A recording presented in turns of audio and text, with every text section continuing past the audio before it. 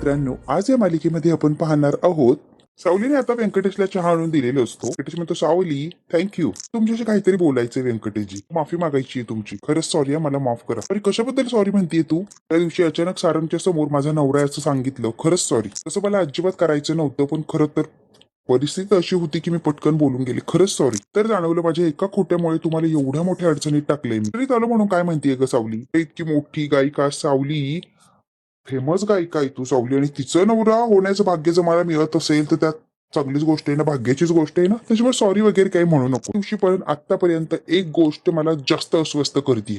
सावली म्हणते, कोणती? काढलाय म्हणून आता मी बोलतोच आहे. इतका चांगला आहे तो माणूस, दिसायला तर किती चांगला दिसतोय, मग तू खोटं का सांगितलं की मी तुझा नवरा आहे? सावली तू चुकीचं वागलीस का? तर दिसायला चांगलं असून काय उपयोग आहे? मन सुद्धा चांगलं असायला हवंय ना व्यंकटेशजी. व्यंकटेश म्हणतो, म्हणजे काय ग? सावली आता सांगायला लागलेली असते, खूप जीव लावला होता मी सारंगवर, खूप. माझ्या कुटुंबावर तर इतकं प्रेम करायची मी, त्यांचं कुटुंब आनंदी राहावं, सुखी राहावं, सगळे एकत्र राहावे यासाठी सारखी मी धडपड करायची. मी लग्न होऊन त्या घरात गेले ना व्यंकटेशजी, ते काय करेल ना ते फक्त आणि फक्त सारंगच्या सुखासाठीच करेल. पर्यंत मी तेच करत राहिल्या कारणांमुळे माझी वहिनी अमृता वहिनी स्वतःचं बाळ गमावून बसल्या होत्या. मानसिक स्थिती ठीक नव्हती, अगदी ती विचित्रसारखी वेड्यासारखं वागायची. बरं करायचं सोडून, त्यांना समजून घ्यायचं सोडून, हे लोक त्यांना आहे त्या परिस्थितीतच ठेवण्यामध्ये आनंद मानत होते. ठरवायची आणि ही अशीच राहणारी, अशीच सगळ्यांची समजूत होती. तेव्हा त्यांच्या बाजूने उभी राहिले तेव्हा मला फक्त आणि फक्त तिरस्कार, रागराग, संताप, आणि सारंगने तर माझ्यावर हात सुद्धा उचलला होता. सगळं जाऊ द्या, हात उचलला तर ठीक आहे, ते सगळंच जाऊ द्या. त्यानंतर जगातली सगळ्यात मोठी आनंदाची बातमी मिळाली ना, ही होणार आहे हे मला कळालं. आनंदाची बातमी सगळ्यात आधी नवऱ्याला सांगायचं होतं, त्याच्याशी शेअर करायची होती. त्यांना भेटायला गेले पण होते घरी. मला भेटायचं सोडा, त्यांनी डिवोर्स पेपर पाठवले डायरेक्ट. प्रेग्नंट असताना, त्यांचं बाळ माझ्या पोटात असताना त्यांनी मला डिवोर्स पेपर पाठवले. चुकलं माझं, तुम्हीच सांगा व्यंकटेशजी. हॉस्पिटलमध्ये होते ना, नुकताच माझ्या बाळांना जन्म दिला होता मी. त्याच वेळेला माझ्या घरच्यांनी माझा आणि माझ्या मुलांचा जीव घेण्यासाठी गुंड पाठवली होती. कशी बशी त्या हॉस्पिटलमधून मी पळून गेले आणि रेल्वे स्टेशनवर जाऊन बस. गुंडांनी माझा पाठलाग केला. शेवटी मुलगी हिरावून घेतली, मी गमावून बसले तिला कायमची. व्यंकटेशला सांगत असते तेव्हा सावली खूप रडत असते आणि त्यालाही खूप वाईट वाटत असतं की सावलीने काय काय भोगलं. डोळे सुद्धा उघडले नव्हते, जगात येऊन अगदी काहीच तास झाले होते, लगेच तिला माझ्यापासून हिरवलं गेलं. मला तर कल्पना सुद्धा नाहीये की त्यांनी त्यांची मुलगी गमावली. माझा अबीरचा तरी जीव वाचावा म्हणून मी हे ओळख पुसली आणि हे शहर सोडून कायमची बेळगावला आली. 8 वर्ष आमच्या बाळाला एकटी सांभाळत होती. कुठे होते सारंग? का नाही आले सांभाळायला? का नाही आले जबाबदारी घ्यायला? शोधायला सुद्धा आले नाही ते, त्यांना शोधावंच वाटलं नाही. वर्षानंतर पहिल्यांदा भेटले ना, बेळगावच्या मंदिरात बघितलं, ती ही जोडी ना, का आनंद झाला सारंगला बघून. असं वाटलं पळत जावं आणि सारंगशी बोलावं. सोबत त्यांची बायको होती सुशीला. लग्न केलं हे मला नाही सहन झालं. कळालं की त्यांना एक मुलगी ओवी. मी सारंगचा वाईट विचार केला आणि इथून पुढे सुद्धा कधी करणार नाहीये. मी सुखात बघायचं होतं, ते सुखी तर मी सुखी. कळलंच नाही त्यांच्या समोर काय बोलू, कशी रिॲक्ट होऊ. मी समोर असलेला माणूस कधी माझे सारंग होते, त्याबरोबर त्यांची बायको आणि मुलगी सुद्धा आहे. त्यांच्या संसाराला नजर नव्हती लावायची, मध्येच पडायचं नव्हतं, त्यांना त्रास द्यायचा नाहीच मला. ते बोलले आणि माझा नवरा अशी तुमची ओळख करून दिली. हे भासवलं की मी सुद्धा खूप सुखी आहे, खूप सुखाने संसार करते. अजिबात नाहीये व्यंकटेशजी. सगळ्यात माझं काय चुकलं सांगा बरं व्यंकटेशजी? काहीच चूक नाहीये सावली, या सगळ्यात तू कुठेच चुकली नाहीये. व्यंकटेश आता सावलीची समजूत काढत असतो. सत्य परिस्थिती कळाली आहे ना सावली, का होईना नवरा म्हणून तुझ्या सोबत मी राहणार. प्रयोग कुठे आणि कधी लावायचं तू सांग फक्त, मी बघ तयार असणारच. खूप रडत असते. तेवढ्यात फोन वाजतो. सावली आता डोळे वगैरे पुसते आणि फोन घेते. वर्ष आयुष्य या मुलीला बघा की तिचाच फोन आहे. आता डोळे वगैरे पुसून स्वतःला सावरते आणि अबीरला आवाज देते. फोन आहे रे अबीर, त्याशिवाय करमत नाही काय रे? सारखं फोन फोन फोन. फ्रेंड असतो ना गो, मग असते आमची दिवसभर गप. भरली की नाही हे विचारायला फोन केला असेल, काय काय भरलं, काय काय ठेवलं, त्यासाठीच ती फोन लावत असते. म्हणते व्यंकटेशला चहा घ्या, मी आलेच. आणि अबीर फोन घेऊन आता बाहेर आलेलो असतो फोनवर बोलायला. ओवी आणि अबीर आता बोलायला लागलेली असतात. ओवी, मिशन कुठपर्यंत आलं काही सांगता येईल का? ही आयडिया एकदम कडक आहे. आता ओवी अबीरला म्हणत असते, मला कॅम्पला सोडायला येणार म्हणजे येणारच. मोठा प्रॉब्लेम आहे रे. काय प्रॉब्लेम असतो ग? त्याला आला तरी सोडून तो माघारीच जाणार आहे ना. का जाणार? तिथे थांबणारच नाही. हॉटेलपर्यंत कशाला यायला लागला? मग एवढा प्लॅन केला, त्याचा काय उपयोग होणार रे? अबीर म्हणतो, तू काळजीच करू नको, तुझा बाबा तिथे आला की त्याला कसं थांबवायचं, कसं आपल्या बरोबर आणायचं ते माझ्यावर सोडतो. आयडिया आहेच की रेडी? अरे दुसरी आयडिया सांग की. आपलं सिक्रेट असतं ना ग, आपल्यावर सांगतो. चल बाय. तर बरोबर वेळेत उठलेली असते आणि अमृता ओवी ओवी आवाज देत येतच असते. तेवढ्यात काय पटकन ओवी झोपायचं नाटक करते, जणू काही ती झोपलेलीच आहे, ती अजून जागीच नाही झाली. बिचारी अमृता आता रूम मध्ये येते आणि ओवी ओवी आवाज देतच असते. बाळा उठ ना, जायचं नाहीये का? उठ की. सकाळी सकाळी काय ग, झोपू दे मला. वाजले बघ की, उठ बरं तू. आवर. कोणाला जायचंय ग? झोपतीये म्हणायला जायचंय ना, तुझी सगळी तयारी करून ठेवली आहे मी. उठा उठा उठा, पटकन उठा, तयारी करा. ती तयारी करून ठेवलीस कधी ग? आमच्या लाडक्या मॅडम स्वप्नांच्या दुनियेत हरवल्या होत्या ना, त्याच वेळेला. ग बाई उठ, उशीर होतोय. बाबा कुठे आहे ग? सकाळी एका महत्वाच्या कामासाठी तो बाहेर निघून गेलाय ग. तोपर्यंत तू आवरून बस ना बाळा, तो आला की निघता येईल ना. मग कशाला वेळ घालवती बायला, आवर की बाळा. आता ओवीने तोंड फुगवून घेतलेलं असतं की बाबा मला सोडायचं सोडून कुठे गेलाय सकाळीच. अमृता म्हणते तुला आज कॅम्पला सोडायला बबलू काका येणार आहे आणि त्याच्यासोबतच तू जाणार आहे कॅम्पला, कळतंय का तुला? नाही नाही, बबलू काका सोबत नाही जायचंय, मला जायचंय बाबाच्या बरोबर. बाबा म्हणजे बाबाच. किती चांगला आहे, किती लाड करतो, असं काय करतेस? मला बाबाच्या सोबत जायचंय, मी त्याच्यासोबत जाणार, मी बबलू काकाच्या सोबत जात नसते. ओवीने आता धिंगाणा घालायला सुरुवात केलेली असते. अमृताला ती काही केले ऐकत नसते. मला बाबाच्या बरोबरच जायचंय कॅम्पला, मी काका सोबत जाणार नाहीये. आता अमृता समजावून सांगत असते, पण ओवीला काही समजून घ्यायचं नसतं. ओवी उगाच काहीतरी आरडाओरडा करत असते आणि मला नाही जायचंय, मी त्याच्यासोबत तर बिलकुल जाणार नाहीये. अगो बाई, तो आपला आहे ना, हो सगळं ठीक आहे, पण मला बाबाच्या सोबत जायचंय, मला त्याच्यासोबत काय जायचं नाहीये. आता अमृता सुद्धा थकलेली असते की इतकं या पोरीला समजावून सांगितलंय, हिला का कळत नाहीये. काका नको तो मी चालेल का, मी नको तुला सोडायला. अगं बाबा काहीतरी महत्वाच्या कामाला गेलाय ना बाळा, मग त्याला काय डिस्टर्ब करते, मी येते की सोडवायला. पण नकोय बबलू काका, पण नकोय मला बाबा आणि बाबाचा हवाय आणि मी त्याच्यासोबतच जाणार. झालं तरी मी बाबाच्या बरोबर जाणार म्हणजे जाणार. अबीरचं आणि माझं ठरलंय ग, मी बाबाला घेऊन जाणार म्हणजे जाणार. मग ते काय बोललीस आता, काय ठरलंय अबीरचं आणि तुझं? दोघांचं काय ठरलंय, बाबाला का घेऊन जायचंय? ओवी काय चाललंय कळेल का मला?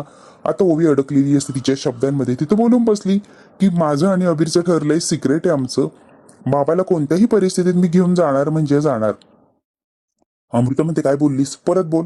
काय ठरलंय आणि बाबाबद्दल काय प्लॅनिंग केलंय अबीरने? तू नाही ग, कुठे काय? काहीच नाही, काहीच नाही, काहीच नाही ठरलंय आमचं, काहीही नाही. तयार व्हायला जाते, आत्ता आले मी, इतक्यात तयार होऊन येते बघ मी. आता अमृता अजून काही प्रश्न विचारेल त्याच्यात ही पळ काढत असते आणि तिला अमृताच्या प्रश्नांची उत्तर द्यायची नसतात, तिथून पळून जायचं असतं. ओवी आता अजिबात वेळ घालवत नाही आणि लगेच पळून चाललेली असते. तर म्हणते ओवी मी काय विचारतीये, ओवी अगं मी काय विचारतीये. ओवी अगदी इग्नोर करते या अमृताला, ऐकून नाही ऐकल्यासारखं करते आणि पुढे पळालेली असते की जणू काही हिला कळालंच नाहीये. ही आता पळतच सुटलेली असते, मला आवरायचंय, मला उशीर होतोय. आगाऊ झालीये, अजिबात ऐकत नाही ही बंड पोरगी. पण ते ओवी आणि अबीरचं काहीतरी चाललंय, पण काय चाललंय तेच कळत नाहीये. ते शोधायलाच लागणार की यांच्यात नेमकी चाललंय तरी काय. बस काहीतरी लपवतीये, पण काय लपवती हे मला शोधून काढायलाच हवंय. अमृता ही आता विचार करायला लागलेली असते, ही एवढीशी पोरगी काय लपवाछोपी करते, मला तर कळायलाच हवंय ना. आता अमृता म्हणते मी सुद्धा हिच्याकडून विचारूनच घेते, कारण आवरून खाली आहे, मी जरा नाश्त्याचं बघते. अमृता आता चाललेली असते कारण सकाळी सकाळी तिला खूप कामं असतात. अमृता आता बाहेर जाते आणि ओवी म्हणते हो मी लगेच येते. आता गेल्यावर ओवी लगेच बाहेर आलेली असते आणि जरा बरं वाटतं की गेली एकदाची काकू, आता मला प्रश्न विचारणार नाही. नाहीतर मी चांगलीच अडकले होते आणि हिने मला प्रश्न विचारून माझ्याकडून खरं काय ते वदवूनच घेतलं असतं. थोडक्यात वाचलेली असते ओवी, नाही तर त्यांचा प्लॅनचा पचका झाला असता. अबीरने हिला काय शिकवलंय ते लगेच तिला बोलून टाकायलाच लागलं असतं, कारण अमृताने काही तिला तशी सोडली नसती. ओवी म्हणते बरं झाले ही काकू गेली एकदाची. तर मनाशीच बोलत असते काय ओवी तू पण ना वेड्यासारखं करते आपलं. नाही बाबाला तयार करण्यासाठी मेहनत घेतली, एवढे प्लॅनिंग केली आणि शेवटी मी काय पचकाच करायला चालली होती. गोष्ट मॅनेज करता येत नाही, बोलून जाते सगळं वेडी कुठची. कसं होणार, बाबा तर बाहेर गेलाय ना, बाबाचा आला नाही तर सगळं प्लॅन बिघडून जाणार. मग काय करायचं, काहीच उपयोग नाही एवढं सगळं प्लॅनिंग वगैरे करून. अरे देवा तूच काहीतरी कर बाबा, आमचा प्लॅन बिघडवू देऊ नको, सगळं काही व्यवस्थित होईल. आता खंड्या असतो आणि खंड्याला कोणाचा तरी फोन येतो, म्हणून खंड्या आता गाडी लावून जवळ गाडीच्या उभे राहिलेले असतो आणि फोन कोणाचा आहे ते बघतो. हा खंड्या, मॅडमचा फोन. मॅडम म्हटल्यावर आता मोनिकाचा फोन आलेला असतो या खंड्याला. खंड्या घाबरतो की ही मोनिका मॅडम मला कशासाठी फोन करते, याला फार भीती वाटत असते. तर तुला एक लोकेशन पाठवलंय, ते लोकेशन तुला मिळालं का बघ. खंड्या म्हणतो हो हो मॅडम मिळालंय की. कॅम्पचं लोकेशन आहे, गुरुकुलातली सगळी मुलं त्या लोकेशनवर जाणारी समर कॅम्प साठी. 3-4 दिवस ते राहणार आहे तिथे, तर तिथे जायचे त्या मुलांच्या मागे मागे. कॅम्पमध्ये सावली असणार आहे, कॅम्पमध्ये सावली आहे आणि खंड्या काहीही करून तुला त्या कॅम्पमध्ये शिरायचे, आतमध्ये एंट्री मिळवायची. त्या काय एंटर केलंस ना तू, कोणाशी बोलते काय करते सगळं सगळं काही तिच्यावर लक्ष ठेवायचं. भेटते काय करते दिवसभर, तिचं काय चाललेलं सगळ्याचे डिटेल्स मला पाठवायचे. ठीक आहे मॅडम, खंड्या म्हणतो वर लक्ष ठेवणं एवढी मोठी गोष्ट नाहीच आहे हो, इतक्यात करून टाकेन ते. वॉच ठेवण्यासाठी इतक्या लांब पाठवताय मॅडम, काय हे. बरोबर लहान मुलीचा एक फोटो सेंड केलाय, तो बघितला नाही खंड्या. बघतो तो काय ओवीचा फोटो असतो, तो एवढीशी चिमुकली ओवी, तिचा फोटो पाठवलेला असतो खंड्याला या मोनिकाने, की कोण आहे आणि त्या मुलीचं करायचं काय. सगळ्यात मोठी शत्रू आहे ती माझी, त्या कॅम्पमध्ये ती पोरगी सुद्धा असणारी अगदी 3-4 दिवस. कधीतरी एखाद्या वेळेला तरी ती एकटी असणारी खंड्या, तिच्यावर अगदी बारीक लक्ष ठेवायचंय त्या पोरीवर. गडबड सुरू असताना, गोंधळ सुरू असताना, कोणाचंही लक्ष नसताना बरोबर या पोरीला तू पकडायचंय. कळतंय का तुला, कॅम्प मधूनच या पोरीला उचलायचंय. पोरीला असं काय गायब करायचं ना की बस कोणाच्या लक्षातही आलं नाही पाहिजे आणि पोरगी सुद्धा गायब झाली पाहिजे. आता मोनिकाने चांगलंच सांगितलं असतं या खंड्याला, आणि खंड्या म्हणतो ओके मॅडम, बाहेर या, हे आपण करणार मॅडम, असली कामं करायला आपल्याला आवडतात बघा. टेन्शन घेऊ नका, ते कॅम्प जंगलाजवळच आहे ना, आपलं काम झालं समजा, या पोरीला मी उचलणार म्हणजे उचलणारच. मोनिका म्हणते खंड्या लक्षात ठेव, चुकून सुद्धा पोलिसांना किंवा घरातल्यांना याबद्दल काहीही कळता कामा नाही. कळतंय का तुला? जर कळालं ना तर अवघड होऊन बसेल. काम चोख पार पाडलंच पाहिजे, ते पैसे तुला वेळेवर मिळतील, त्यांचं टेन्शन नाहीये. तुमच्या शब्दावर विश्वास आहे, पैसा तर मिळणार, पण काम सुद्धा आपण चोखच करणार. कामाला लागतो, काम पत्ते झाल्याशिवाय मी काय माघारी येत नसतो. मोनिकाने खंड्यासारखा माणूस पाठवलेला असतो, तो आता काम पूर्ण करणार म्हणजे करणारच. सगळे आता आलेले असतात समर कॅम्पसाठी, सगळ्या मुलांना आणलेलं असतं. मुलं इतकी धिंगाणा मस्ती करत असतात की व्यंकटेशला आणि सावलीला ते हँडलच होत नसतात.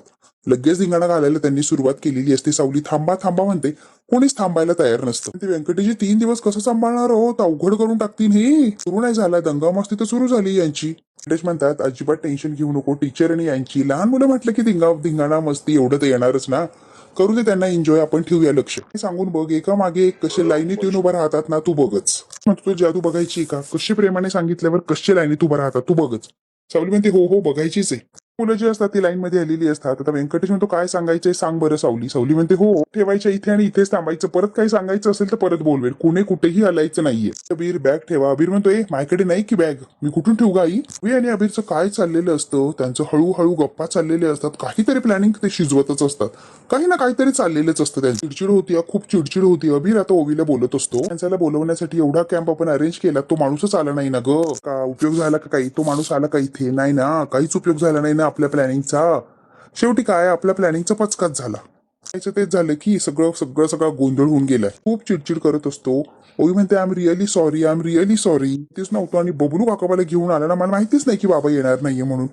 मी झोपेत तेच बाबा निघून गेला होता ना, मग ऐन वेळेला काय बबलू काकाच्या सोबत यायलाच लागलं ना. रडू नको बरं, रिलॅक्स, आपण करूया काहीतरी, काहीतरी करूची आपण, रिलॅक्स, रडू नको. यात तुझी काही चूक नाही, मला माहिती. बाबाला काहीतरी महत्वाचं काम आलं असणार, एवढं तर मला कळतच आहे ग. आले नाही एवढं तर कळतं मला. अजून 3 दिवस आहे आपल्याकडे, टेन्शन घेऊ नको रे. ओवी सुद्धा हसून आता अबीरला म्हणते कडक आयडिया काढणार, बाबा आलाच पाहिजे इथपर्यंत, माझ्यातला जेम्स बॉन्ड बाहेर काढायला लागणार. नक्की काय करतो मी, तू बघच आता. ओवी आता चर्चा चाललेली असते, तेवढ्यात काय सावलीने परत त्या मुलांना बोलवलेलं असतं लाईन बनवण्यासाठी. चला चला परत या, लाईन बनवा, ते फ्रेश व्हायचं आणि मग बाहेर खेळायला यायचं. कळलंय का? सगळे म्हणतात हो टीचर कळलंय आम्हाला. जो असतो तो खंड्या बरोबर त्या कॅम्पच्या तिथे आलेला असतो आणि तो लक्ष ठेवायला सुरुवात करतो. त्याने आता बघितलेलं असतं सावलीला सुद्धा आणि ओवीला सुद्धा. 3 दिवस तुम्हीच मला सपोर्ट करा आणि या मुलांना हँडल करूया आपण. ती मगाशी मोठे तोऱ्यात म्हटलो या मुलांना सांभाळील, पण मुलं कसली डेंजर आहेत बापरे, अवघड आहे यांना सांभाळणं. देवाघरची फुलं नसतात, गुलाबाची फुलं असतात, यातला एक एक काटा 3 दिवस टोचून टोचून रक्तबंबाळ करणार. काय ती मुलं आणि काय ती मस्ती सावली त्यांची. व्यंकटेश सुद्धा हरलेलं असतं या मुलांच्या पुढे, इतकं मुलं त्रास देत असतात. तो खंड्या असतो, तो खंड्या बारीक लक्ष ठेवून असतो त्यांच्यावर. म्हणतो तूच मला सांभाळ सावली, आता या पोरांच्या पुढे मी काही टिकू शकत नाही बाबा. या बोगासी असावे सादर.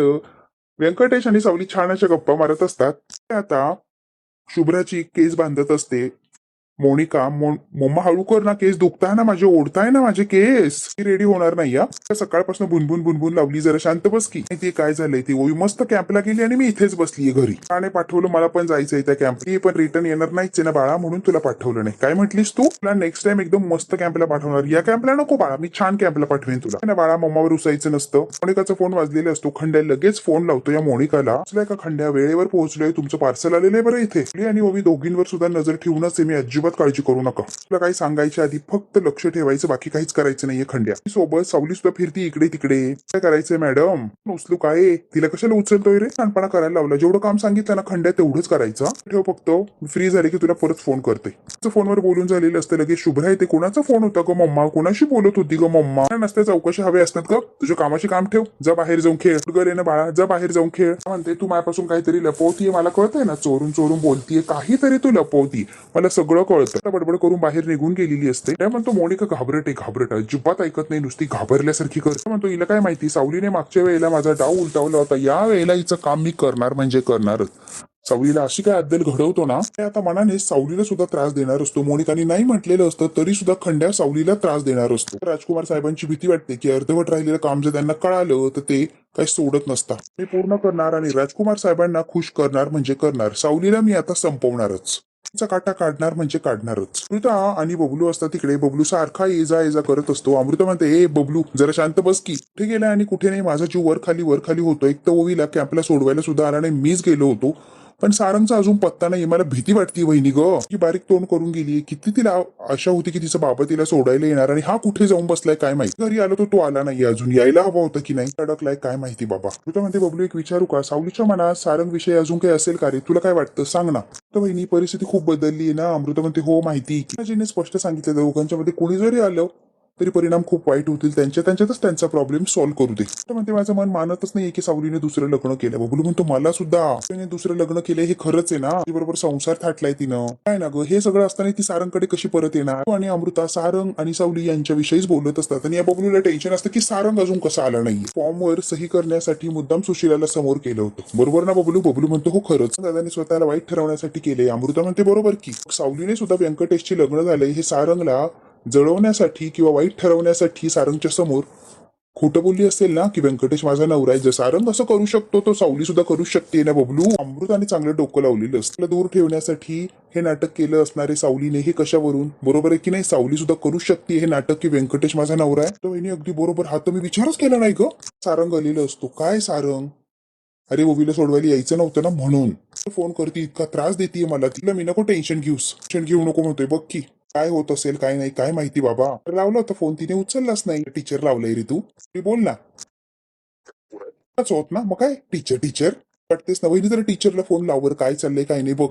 परत टीचर म्हटल्यास काय रे सारंगदा. टीचर येणार आहे ती ओवीची मग टीचरच म्हणणार ना. विचारपूस कर ना प्लीज. अमृता म्हणते मी काय टीचर विचारला फोन लावत नसते. मुलीला कॉल करते चालेल का. सगळे मुलं कॅम्पला धम्माल करत असतात. मज्जा मस्ती चाललेली असते. आता अभिर्भ राज्य आलेलं असतं. मोठ्या मोठ्याने ओरडत असतात. टीव्ही चाललेली असते या सगळ्यांची. सगळेच पळालेली असतात लपण्यासाठी. आता लपण्यासाठी फार दूर गेलेली असते. झाडाच्या मागे एकांत असते. ते कोणीच नसतं.